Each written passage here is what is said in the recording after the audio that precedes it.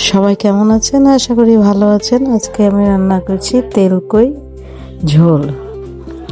সবাই শুনেছেন তেলকই ঝাল, কিন্তু আজকে আমি তেলকই ঝোল তৈরি করব।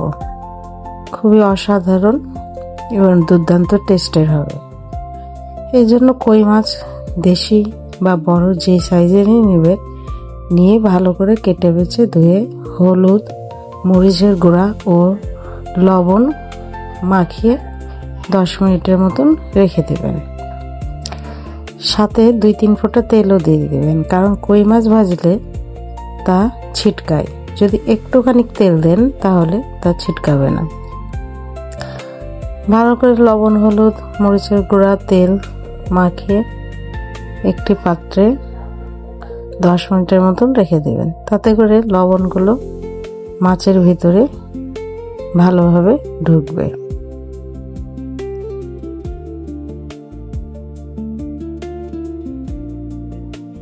এবার একটি ব্লেন্ডারের ভিতর কয়েকটি পেঁয়াজ কুচি করে নেবেন এবং পিষে নেবেন।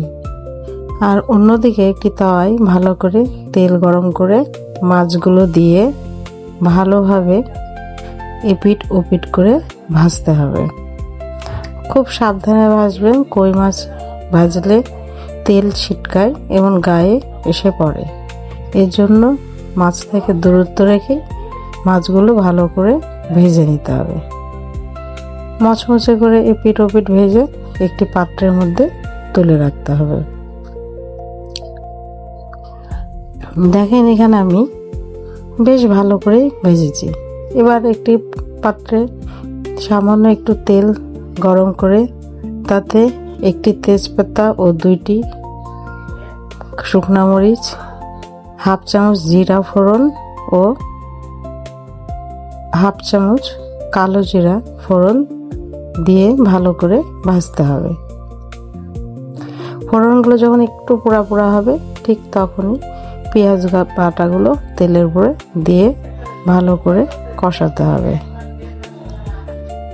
এবার পেঁয়াজগুলো যখন হালকা ভাজা ভাজা হয়ে যাবে, তখন 1 চামচ আদা বাটা, 1 চামচ রসুন বাটা ও 1 চামচ জিরে বাটা দিয়ে ভালো করে মশলাগুলো ভেজে গন্ধ দূর করতে হবে। এখানে মশলাগুলো একটু সময় নিয়ে অল্প আঁচে তেলের মধ্যে ভাজতে হবে। এবার 1/2 চামচ হলুদ, 1/2 চামচ লবণ, লবণটা নিজেদের টেস্ট অনুযায়ী দেবেন, 1/2 চামচ মরিচের গুঁড়া, শুকনো মরিচের গুঁড়া দিয়ে আবার মশলার সাথে 2-1 সেকেন্ড নাড়াচাড়া করে মিশিয়ে নিয়ে ভাজা ভাজা করে সামান্য একটু জিরা ও ধনা ভেজে গুঁড়া দিতে হবে 1/2 চামচের মতন। সব মশলা যখন কড়াই থেকে ভাজা ভাজা হয়ে একটু উঠে উঠে আসতে লাগবে, তখন সামান্য একটু পানি দিয়ে মশলাগুলোকে আবার ভালো করে তেল ছাড়া পর্যন্ত কষাতে হবে।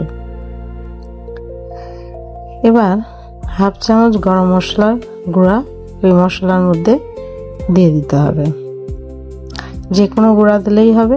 আমার চ্যানেলেও গরম মশলা গুঁড়ার রেসিপি আছে।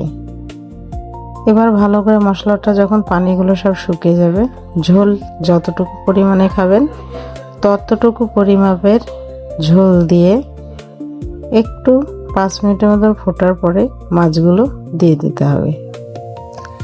এখানে আপনারা ঝোল না খেতে চাইলে, ভুনা খেতে চাইলে পানির পরিমাণ কম দিবেন। আর যদি ঝোল খেতে চান তাহলে একটু মাখা মাখা ঝোল দেবেন। খুব অতিরিক্ত ঝোল দিলে এটা ভালো লাগবে না। বাস সামান্য একটু পানি দিয়ে মাছগুলো সিদ্ধ করতে ছেড়ে দিতে হবে।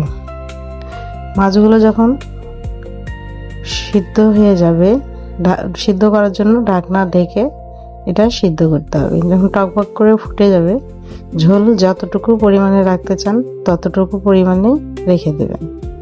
বাস হয়ে যাবে আমাদের অসাধারণ তেলকই। সবাইকে ধন্যবাদ। আমার ভিডিওটি ভালো লাগলে অবশ্যই চ্যানেলটি সাবস্ক্রাইব করবেন ও পাশে থাকবেন। একটি লাইক